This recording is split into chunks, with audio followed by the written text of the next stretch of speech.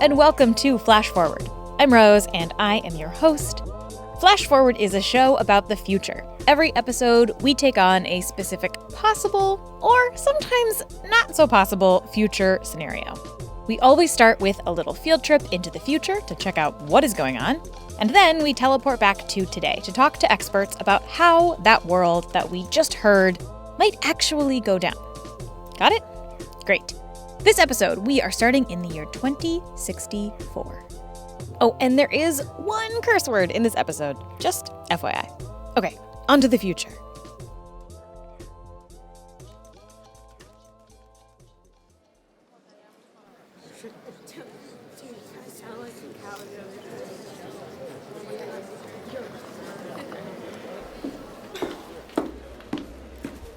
Hello, and welcome to the 34th Annual Cedar Ideas Festival.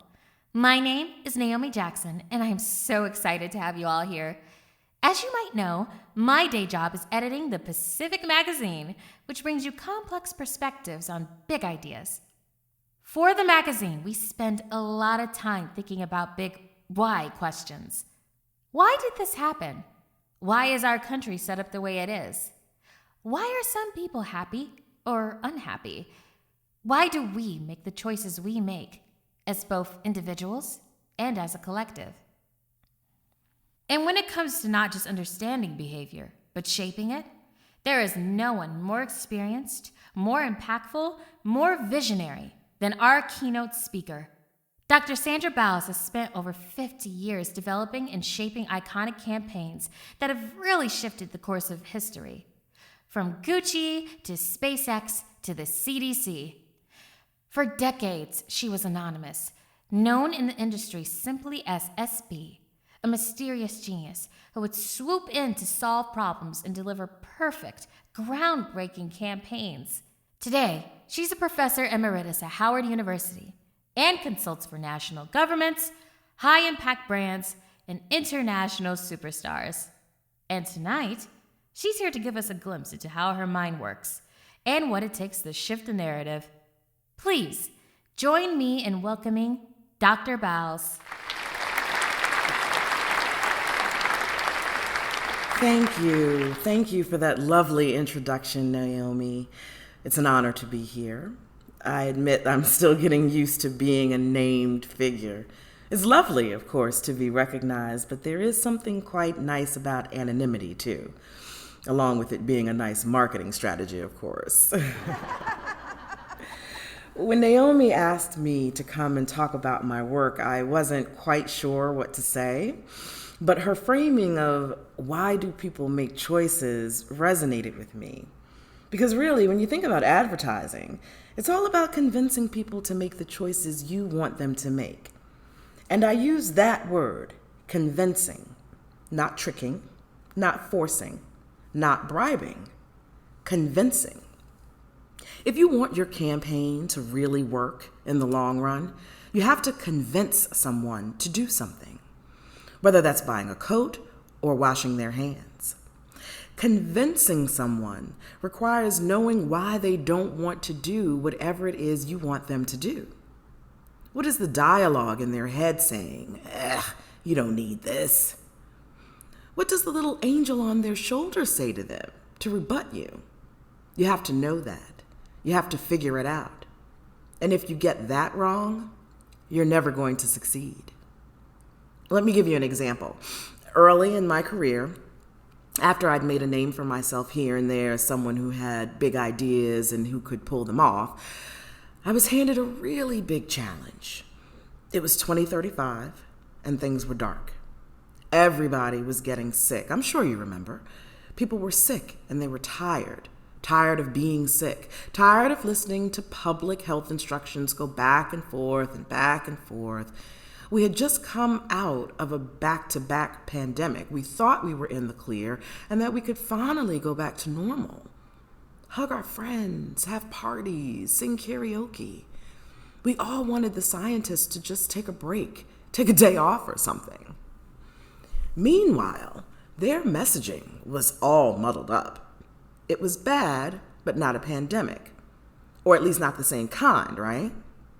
People were dying and catching whatever this was and giving it to each other, but not like the last time. It was confusing. I think of myself as a smart person, and I was confused. And also tired of constantly being afraid of stuff that I didn't understand, that scientists didn't understand. And so I ignored them. A lot of us did. Here's what the CDC PSAs looked like at the time. Remember to keep you and your family safe by reducing contact with surfaces that someone else might have come into contact with in the last 17 minutes. We can all do our part by following public health recommendations.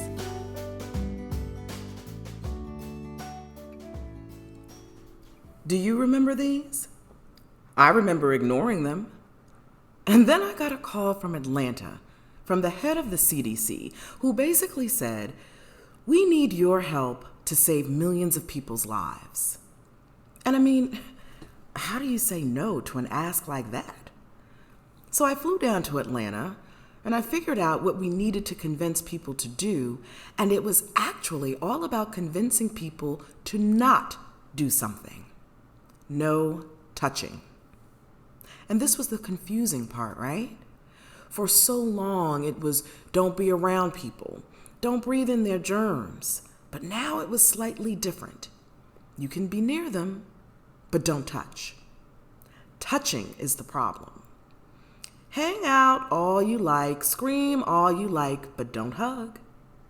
No skin contact. How do you convince people to stop touching each other, stop touching the world around them?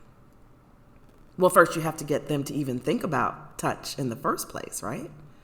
I mean, before all of this, remember, this was 2035, people would touch pretty much anything.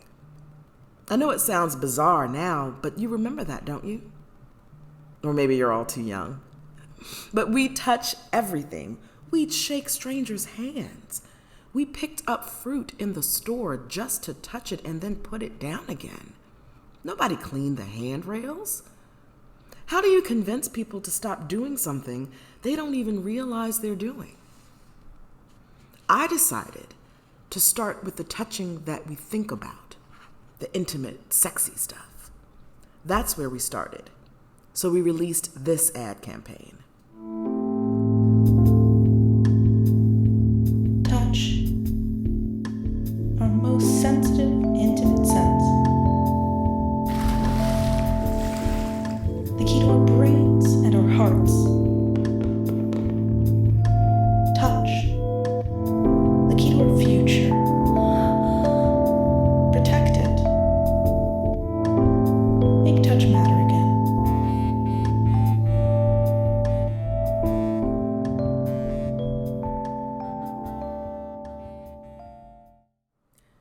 Make touch matter again. That was our whole goal. Making touch this really specific thing that we think about and really consider before we do it. Then, once people were thinking about touch, we made probably the more famous posters where every surface is covered in spikes. Maybe you remember them. Convincing someone that something can hurt you is hard if you can't see it. And then our final campaign was aspirational, because if you're going to convince people to give something up, you have to give them something in return. And that something can't just be safety. I mean, who cares, right? You have to give them something to aspire to want. And so we worked with Prada to create this incredible line of gloves. And really, gloves are so much easier to make cool than masks, so I had it easy. But we wanted them to have that combination of old school vintage fashion and modern, more streetwear kind of flair to them. So here's an early sketch of the gloves, a prototype. And then eventually we got to these. And this is the campaign that you might remember.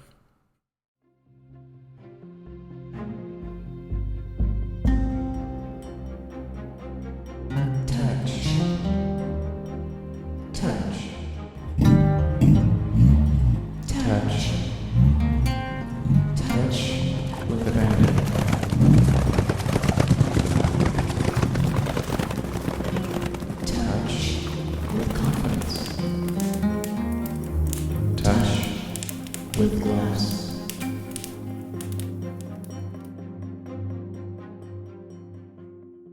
So now, I'm curious. How many of you in the audience are wearing gloves? Yeah, wow. Okay, yeah, most of you. And this was really the first campaign I worked on that had a kind of global implication and that you could see the impacts of in a real way. People did stop touching stuff. I mean, you probably don't touch stuff now because of this campaign, if I may brag a bit. Rates of touching went down 85%, and with it, incidences of sickness and death went down. I mean, that's a dream come true for any designer, right? To literally save lives with your silly little ad campaign. So that was my first big success. And I learned a lot from it that I used for future campaigns. If you'll indulge me in those examples too. So today we are talking about touch, and specifically what would happen if we had to give it up.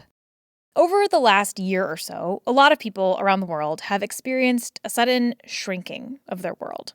And I have spent a lot of time in the last few weeks thinking about how in the early days of the pandemic, a lot of us were focused on sort of the wrong things, right? Specifically, we spent a lot of time talking about cleaning surfaces. People on social media are taking pictures of themselves sanitizing their groceries. Yeah, with the reports of where it can live on and how long it can live on these different surfaces, like no one just knows what they can trust. Certainly wiping down those surfaces of those milk containers or cans or anything is not a bad idea.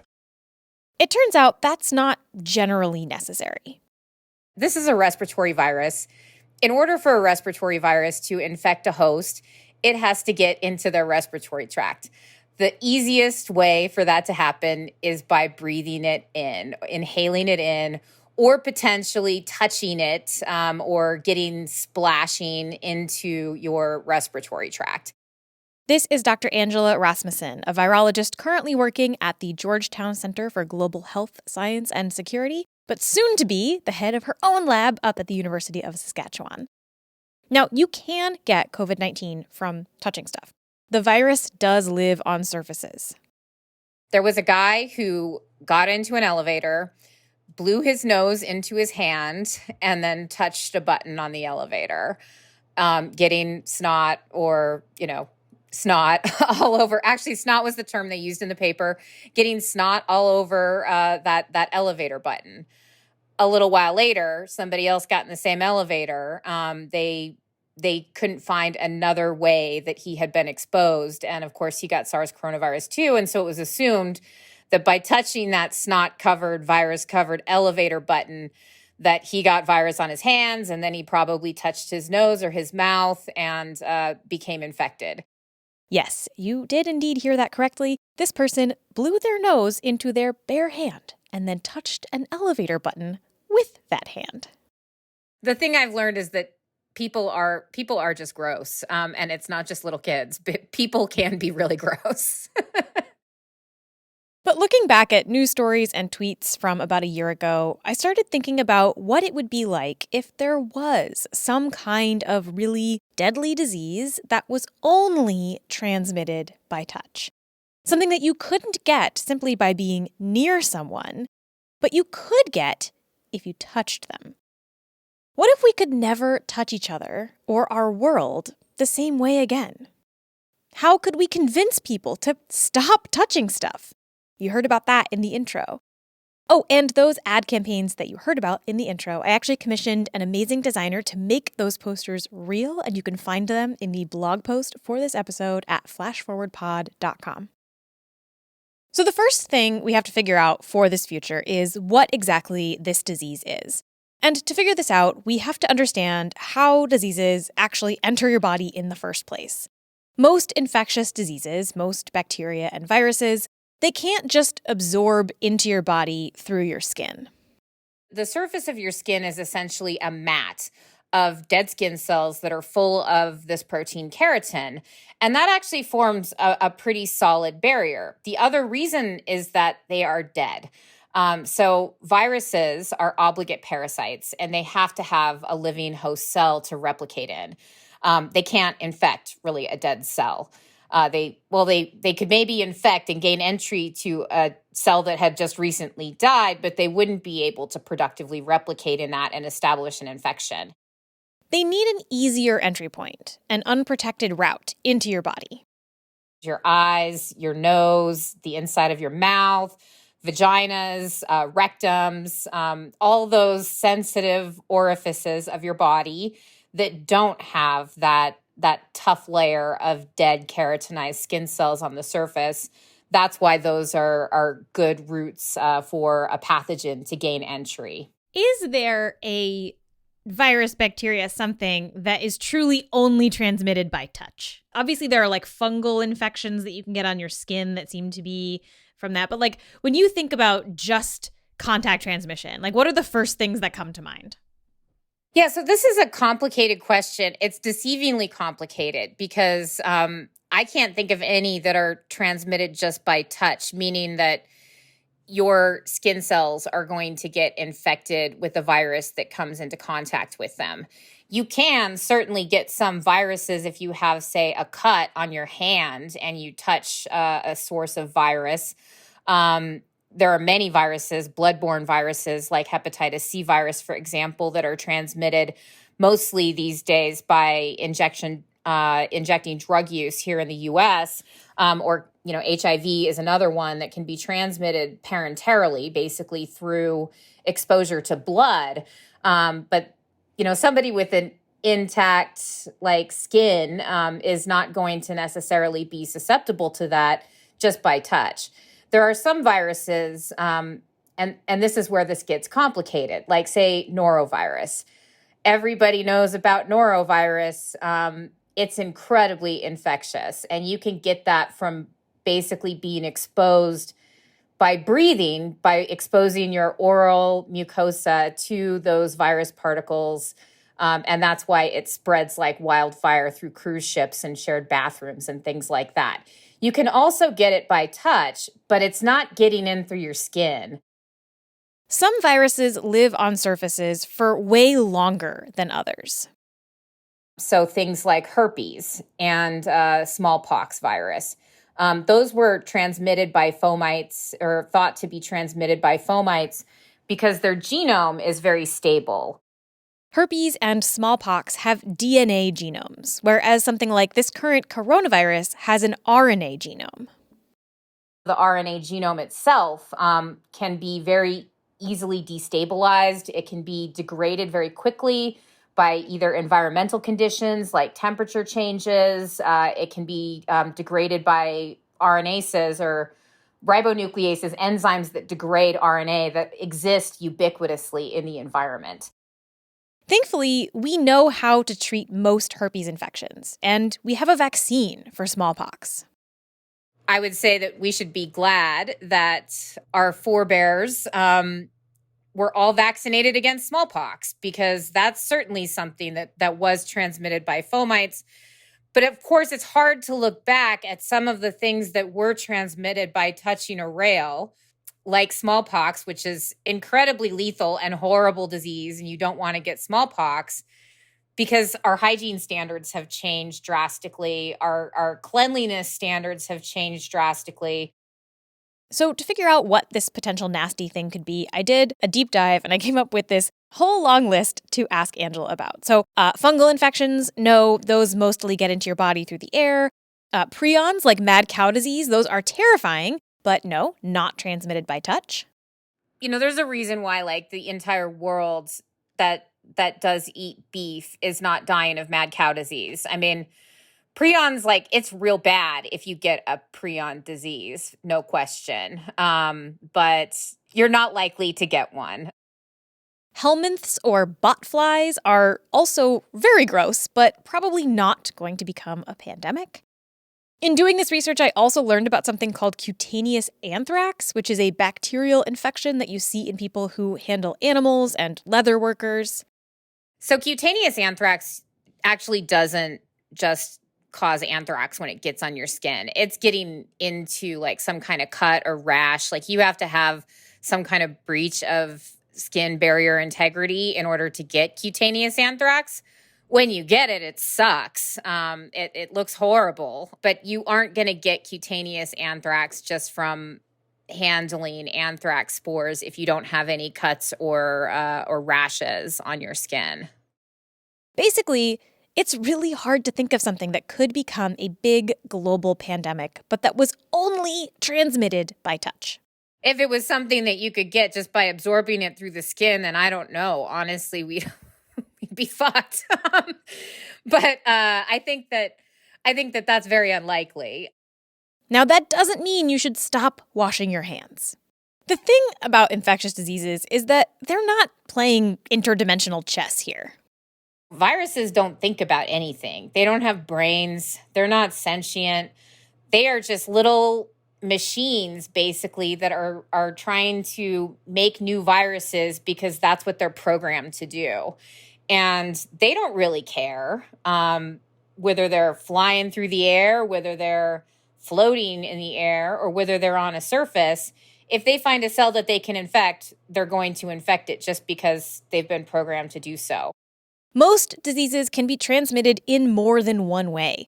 Take the current coronavirus pandemic. Yes, most of the cases are of airborne transmission, but again, you can definitely still get it from touching a surface and then touching your face.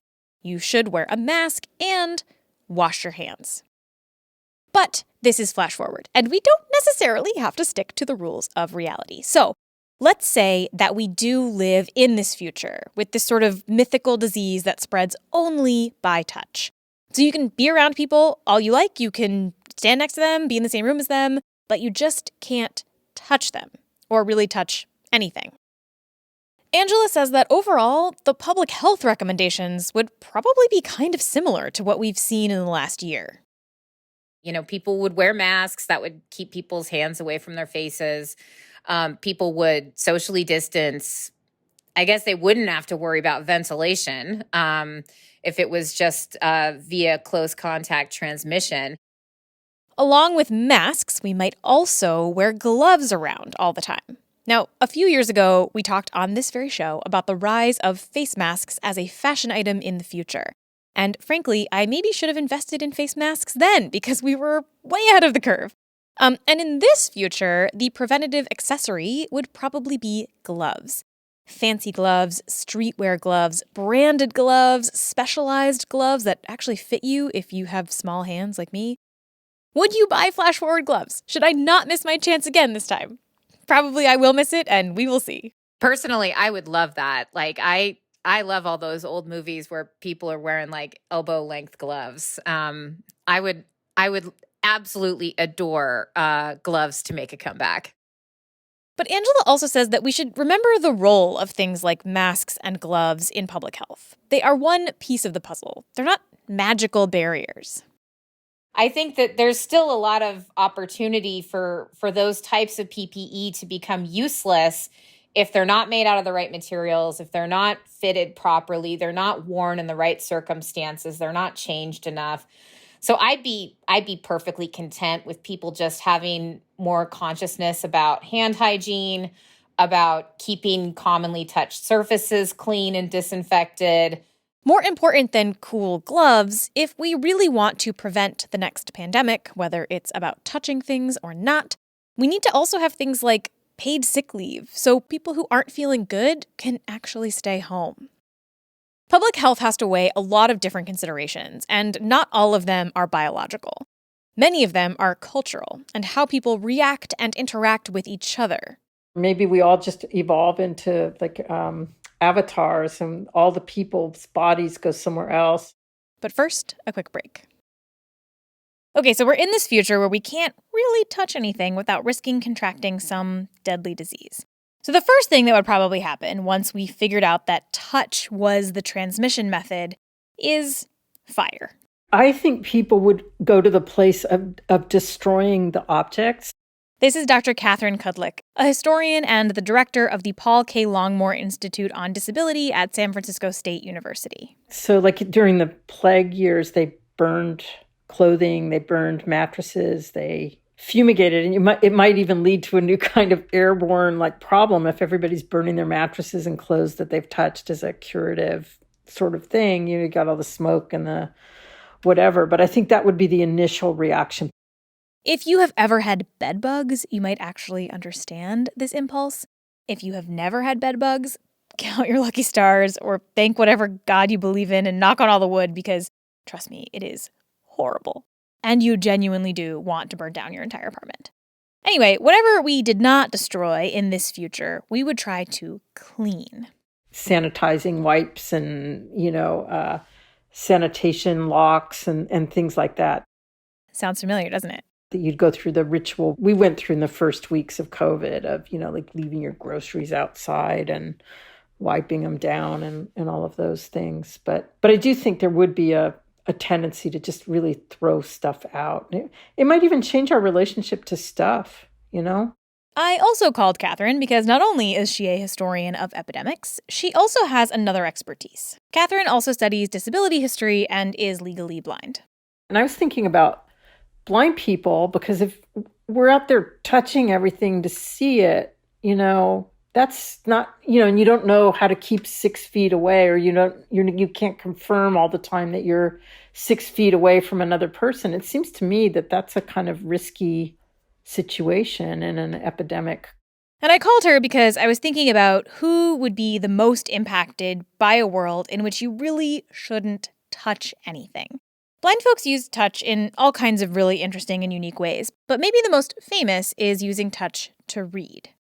Historically, they learned through touch. That was the alternative. And there were lots of different systems that were out there. I mean, before Louis Braille came along and perfected this system of reading with the 6 raised dots.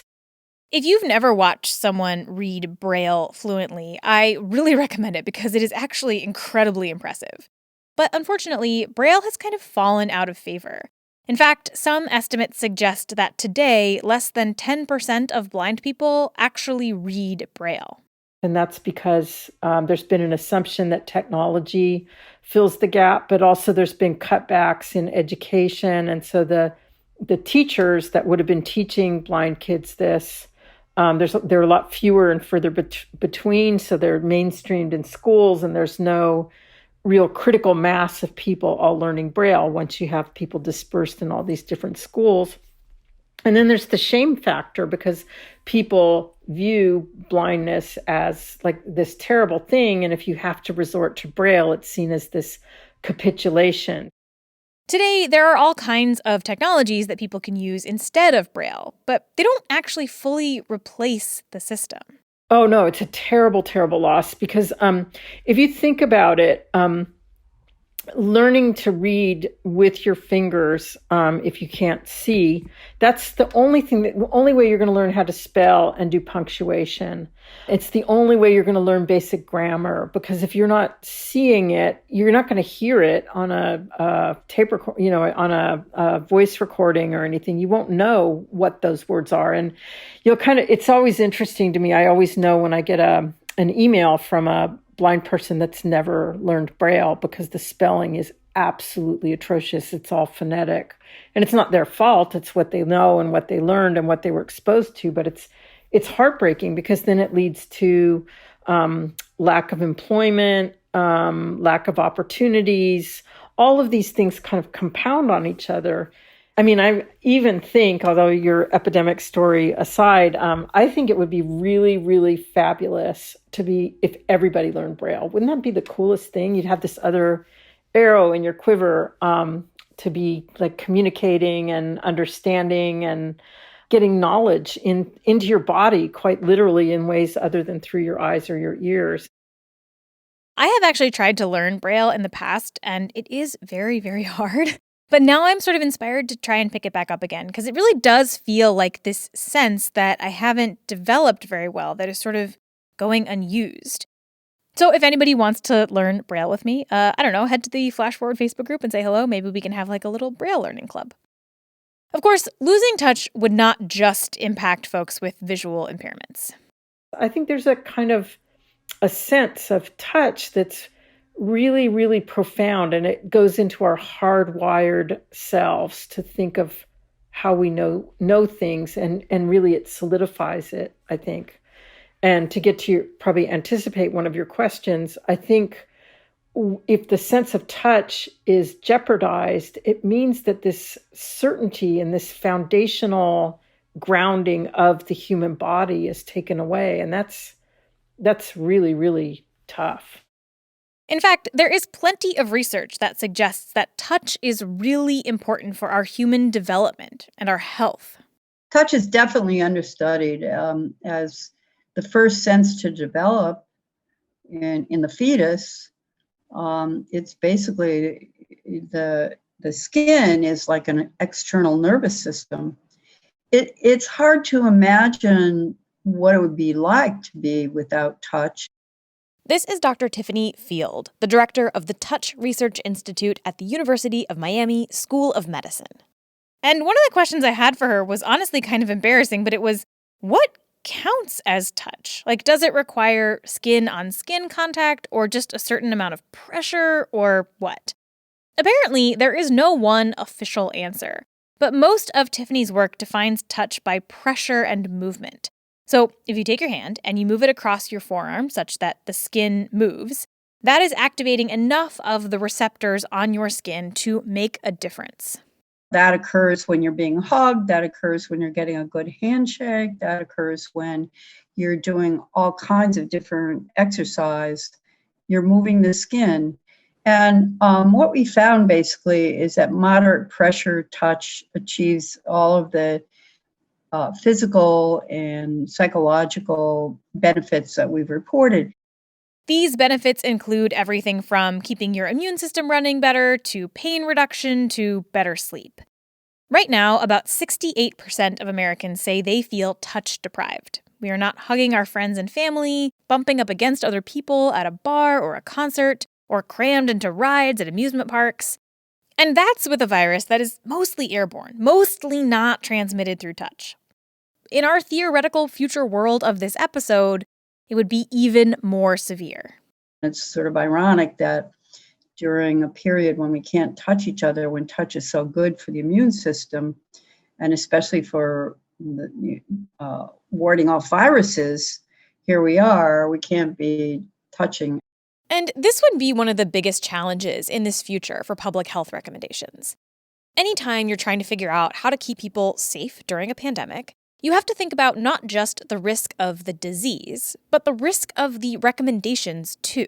What happens when people can't, hug their loved ones? That's Dr. Angela Rasmussen again. Some of these interventions, like staying home and not seeing family members for months at a time, is very, very difficult. Keeping kids out of school long term is very, very difficult. And there are other harms that can occur from this. And so it's always going to be a conversation of risk-benefit analysis and trying to balance the benefits and harms of essentially sequestering people from one another. And I think that for something that was transmitted solely by direct physical contact with another person, you'd really be having an even larger discussion about the risks and benefits of interventions that would deprive people of physical human contact for a long period of time, at least until we could develop a vaccine. So if we actually had to give up touch for a while, we might try and find other ways to get this sensation safely.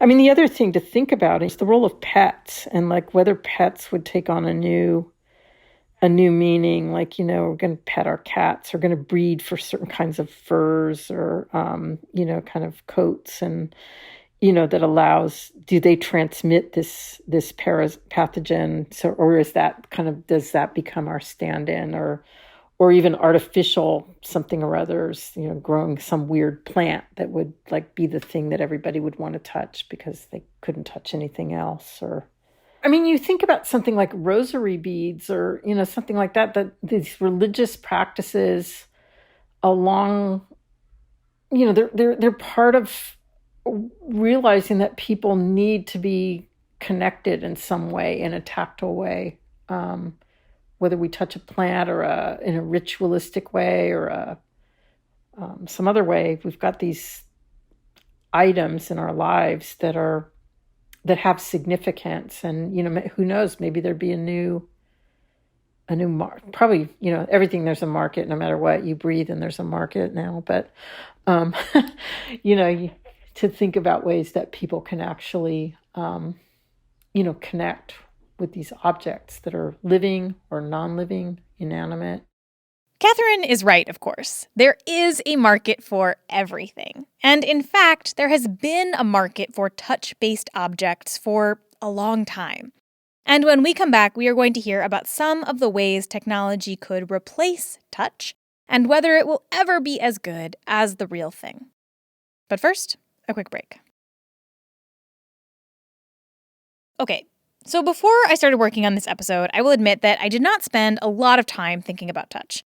I did see headlines about how people during COVID are touch deprived, and my friends have mentioned how much they miss hugging. But personally, I actually hate being touched by people that I don't know really, really well. I hate hugs.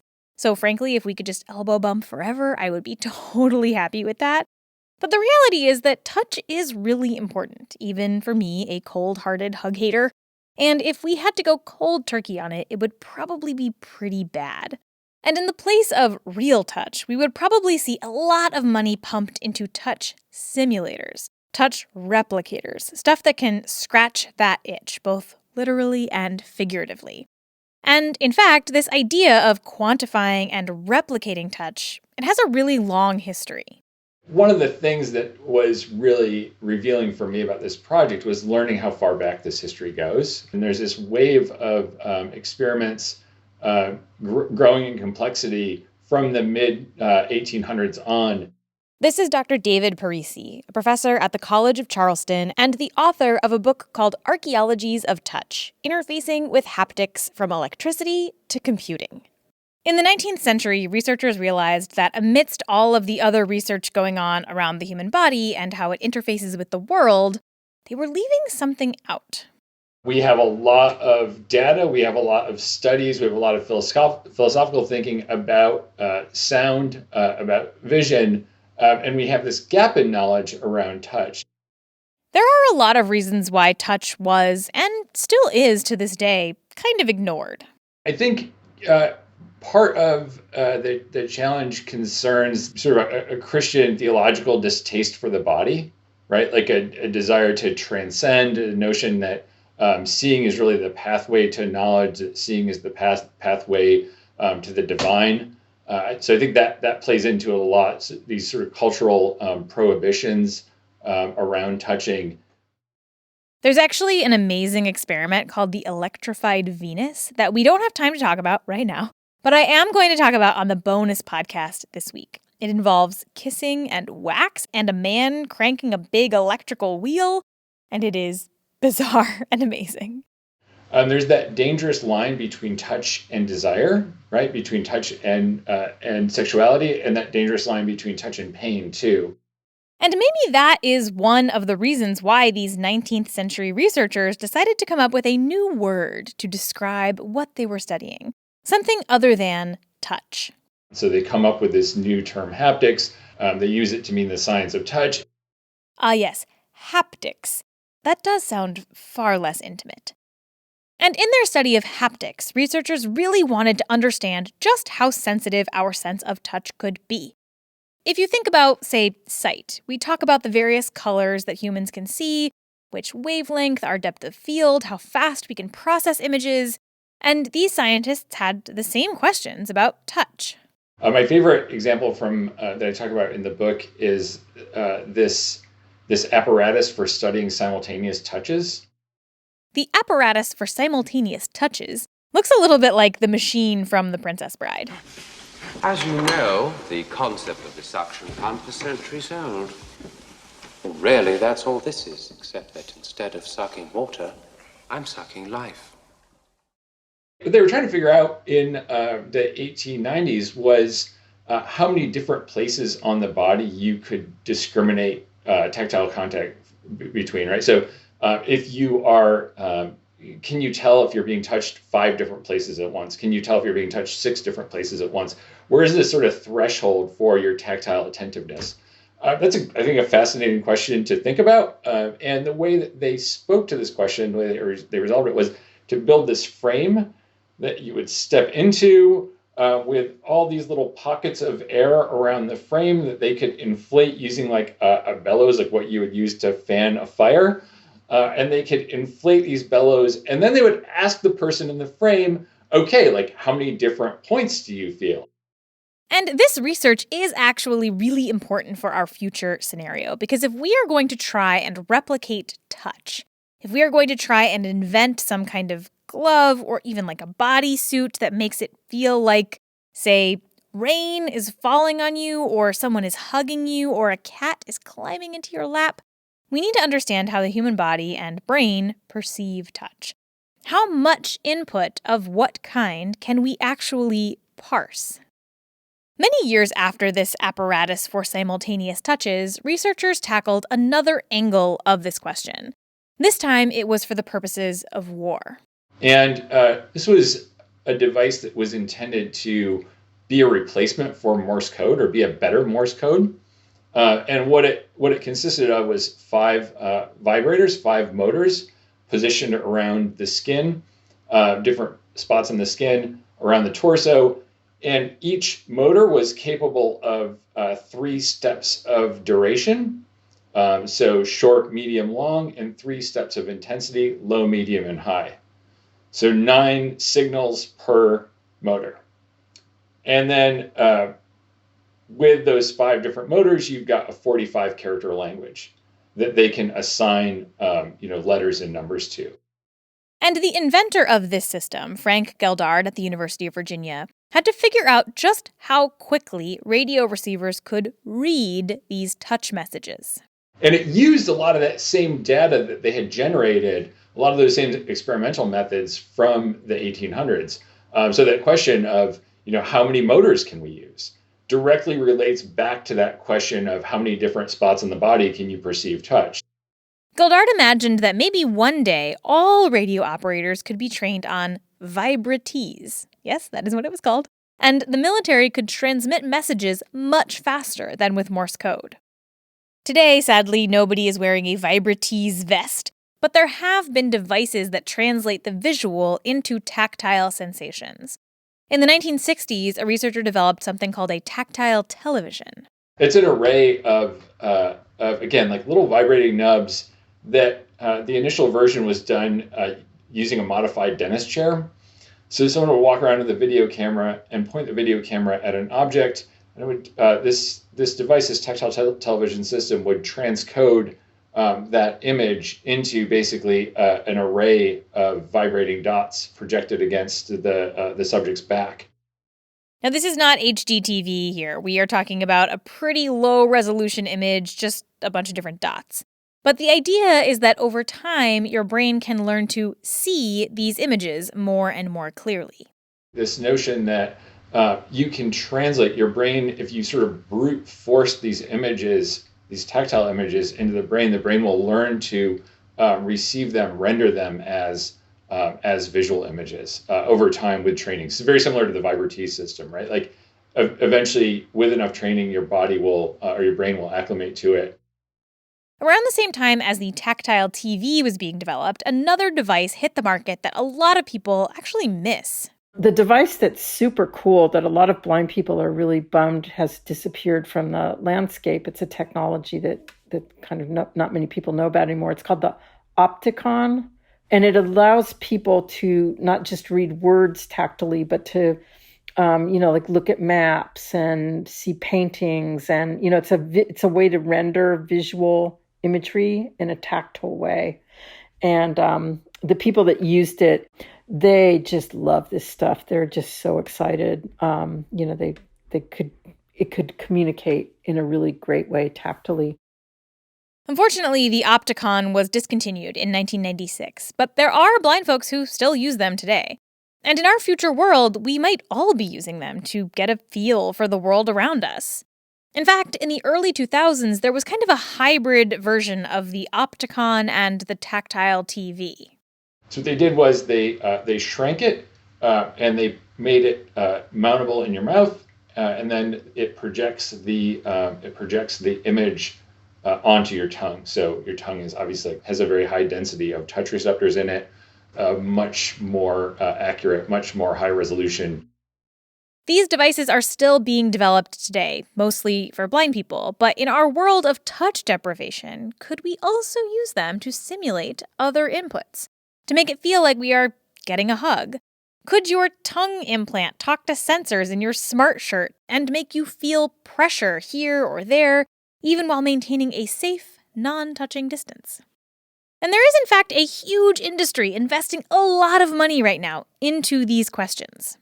Since the sort of reemergence of VR, there's now been investment into a new wave of investment into bodysuits, into more robust, high definition applications of haptics technology. So I'm thinking of the company Haptex and their force feedback, tactile feedback glove, which is an incredibly complex, incredibly nuanced piece of technology that, in combination with a telerobotic system, allows people to manipulate objects in real time across the world. And that sort of embodies this earlier dream that we were talking about before, this earlier dream that you're going to be able to reach out and feel something across the world as if you were there.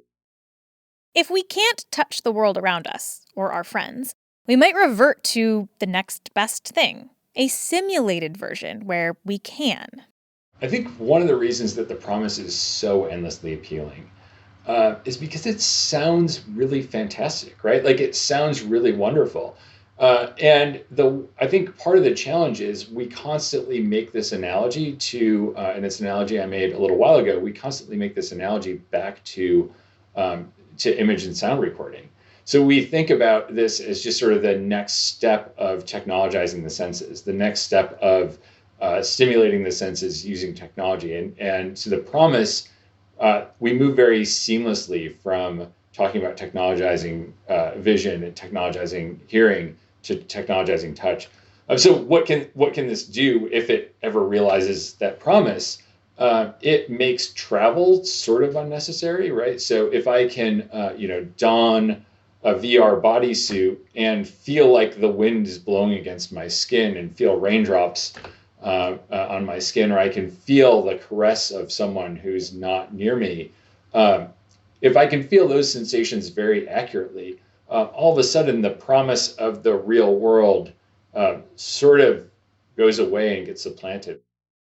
In a world without touch, we would also have to reimagine entire industries. Massage parlors would have to turn to robots. Sex workers would have to reimagine their jobs as well, something that many of them have already had to do during the pandemic. How do you play contact sports without getting infected? How do doctors do their jobs? How do dancers choreograph differently when you can't make contact with one another? We often take touch, the physical way in which we interact with the world, for granted. Without it, we'd be in our own little bubbles. Even if we could hang out with our friends, or go to a restaurant, or resume the normal activities of the world, everything would be radically different.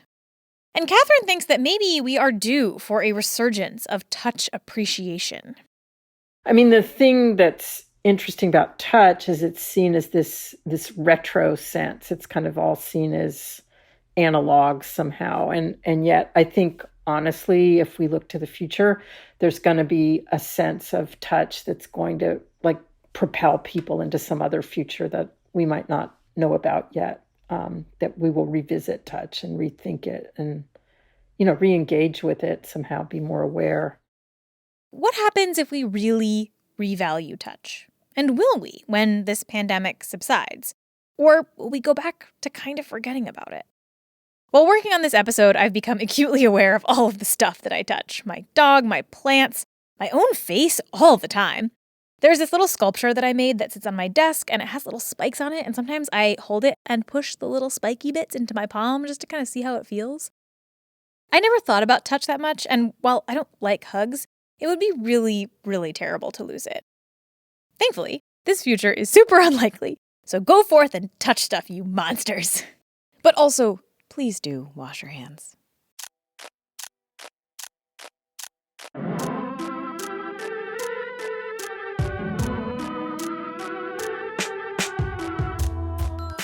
Flash Forward is hosted by me, Rose Eveleth, and produced by Julia Linas Goodman. The intro music is by Asura, and the outro music is by Hustleonia.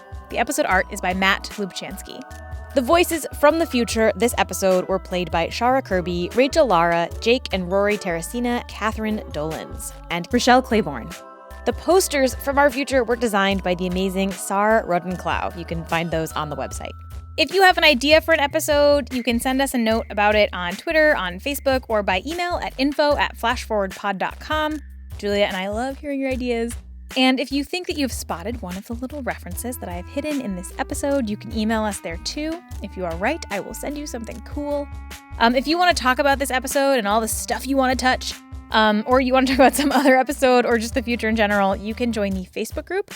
Just search Flash Forward Podcast on Facebook and ask to join. There is one question that you have to answer. It's incredibly easy, but I just want to make sure that you are in the right place and actually listen to the show. And if you want to support Flash Forward, that would be incredible. The show is largely supported by direct donations from listeners. If you want to do that, you can go to flashforwardpod.com/support for more about how to give. If that is not in the cards for you, you can head to Apple Podcasts and leave a nice review, or just tell a friend about the show. Any friend, even an enemy, tell an enemy about the show. Doesn't really matter. Word of mouth is how most podcasts get found. So anybody you tell, I will be greatly thankful for. Okay, that's all for this future. Come back next time and we'll travel to a new one.